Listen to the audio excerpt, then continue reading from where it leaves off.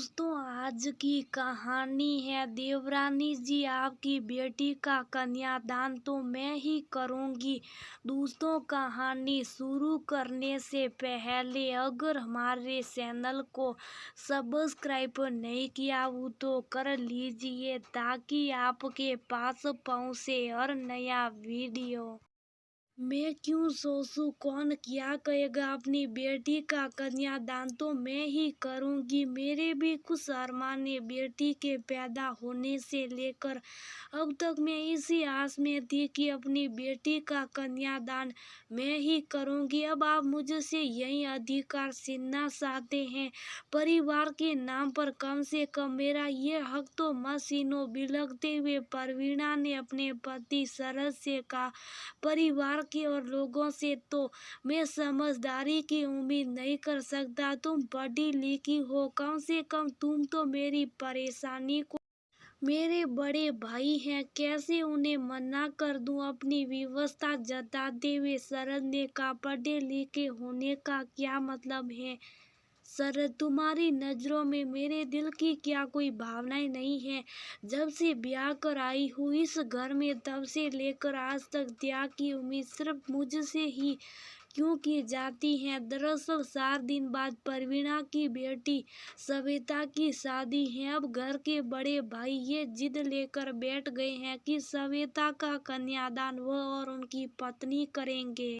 इस बात के लिए परवीना कतई ही तैयार नहीं थी। आखिर सविता उसकी इकलौती बेटी है और जब बड़े भाई ने अपनी बेटी का कन्यादान ले लिया तो फिर अब उसे क्यों इस हक से विमुख करना चाहते। माना कि वह सविता को चाहते हैं, लेकिन जब जब भी जिम्मेदारियों का मौका आया तो कभी आगे बढ़कर भैया भाभी ने सविता को हाथ नहीं लगाया। चाहे वो उसके जन्म के समय हो या उसकी पढ़ाई लिखाई हो। फिर अब शादी के मौके पर अपना हक क्यों जता रहे, ये परवीना की सोच के परे था। आज भी उसे याद है अच्छी तरह से वह दिन जब सविता को अस्पताल से लेकर वह घर आई थी। घर के बाहर ही बड़ा सा आंगन था। वहां पर बाल्टी में पानी भर कर रख दिया गया था, ये कहकर कि सविता के और अपने अस्पताल के सारे कपड़े यहीं बैठकर धो लो, फिर अंदर आना। सविता का जन्म ऑपरेशन से हुआ था। अच्छी तरह से परवीना अभी जमीन पर नहीं बैठ पा रही थी, फिर भी उकड़ू बैठकर कितनी तकलीफ में उसने वहीं सारे कपड़े धोए। तब जाकर वह अंदर आ सकी। दबी जबान में नाउन काकी ने कह दिया था कि बहू रानी, आपके साथ तो आपकी सास ने ऐसा व्यवहार नहीं किया था। मुझे अच्छी तरह से याद है जब आप अस्पताल से आई थी तो आपके लिए पहले से धोबन लगा कर रखी गई थी। पूरे 2 महीने तो आपने पानी को हाथ भी नहीं लगाया था। फिर सोटी के साथ ऐसा क्यों कर रही हो? परलोक में बैठी माँ जी सब देख रही होगी। उनकी आत्मा को कहाँ शांति मिलेगी कि उनके लाडले बेटे की बहू के साथ ऐसा व्यवहार कर रही हो।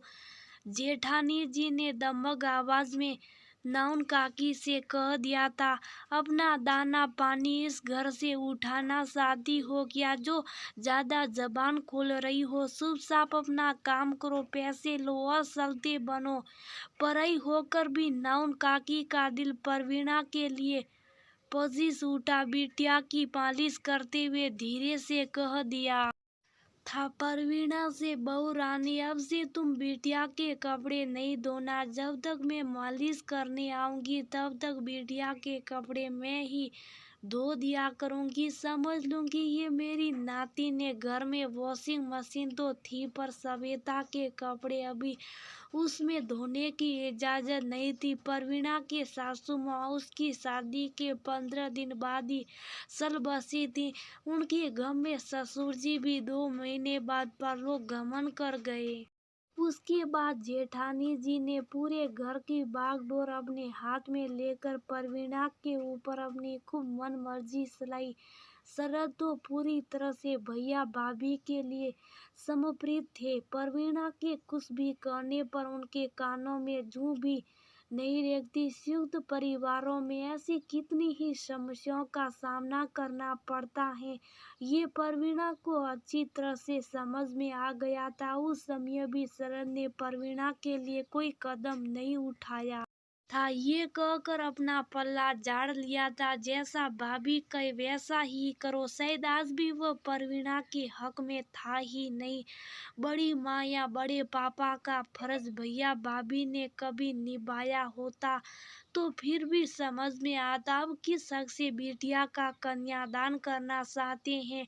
शायद मुझे खुश ना देखने की उनकी ये इच्छा भी आप पूरी करना चाहते। तुम कुछ भी समझ लो, मैं अपने भैया भाभी को मना नहीं कर सकता। शरद ने अपना अंतिम निर्णय परवीना को सुनाया और बाहर बैठक के कमरे में आकर बैठ गया। शरद की बातों को नकारते हुए बैठक के कमरे में आकर परवीना ने बड़े भैया से साफ साफ कह दिया, अपनी बेटी का कन्यादान तो मैं ही करूंगी। अपना ये हक मैं किसी को नहीं दे सकती। अपने हक के लिए पहले ही परवीना को आवाज उठा लेनी चाहिए थी, लेकिन कहा गया है ना, जब जागो तभी सवेरा।